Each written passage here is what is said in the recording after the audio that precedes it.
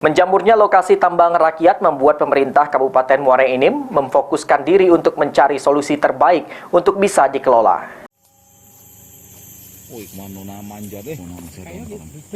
Sudah sejak lama praktek tambang batubara dilakukan masyarakat lokal di Kabupaten Muara Enim, khususnya di kawasan Kecamatan Lawang Kidul.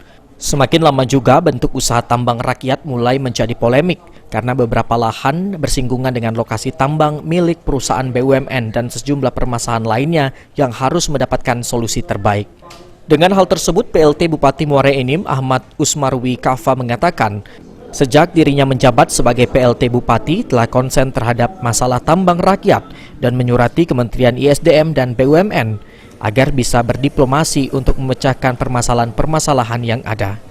Kafa juga meneruskan upaya pejabat bupati yang terdahulu untuk mencarikan payung hukum agar 8.000 warga yang bergantung nasib pada tambang batubara bisa tetap berjalan dengan aturan yang berlaku dan juga tertib. Kirimkan surat ke Kementerian ESDM dan BUMN rasanya untuk bisa saya berdiplomasi di sana. Saya ingin diplomasi langsung saya hadiri, jadi ada solusi.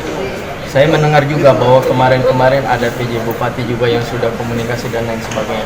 Tinggal bagaimana saya memfinalkan ini.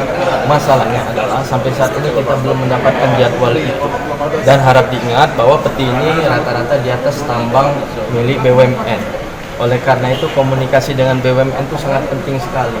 Tidak hanya untuk menyelaraskan aturan, karena ingat di situ banyak masyarakat yang terlibat. Kalau kita hentikan juga bagaimana 8.000 masyarakat itu. Tapi juga kalau kita teruskan yang tidak sesuai aturan, maka questionable, dapat dipertanyakan oleh. Dengan adanya pengelolaan tambang rakyat yang sudah sesuai aturan dan berpayung hukum, akan tidak ada masalah lagi. Apalagi sebagian besar lahan tambang berada di IUOP milik perusahaan tambang BUMN. Mardiansyah, PAL TV.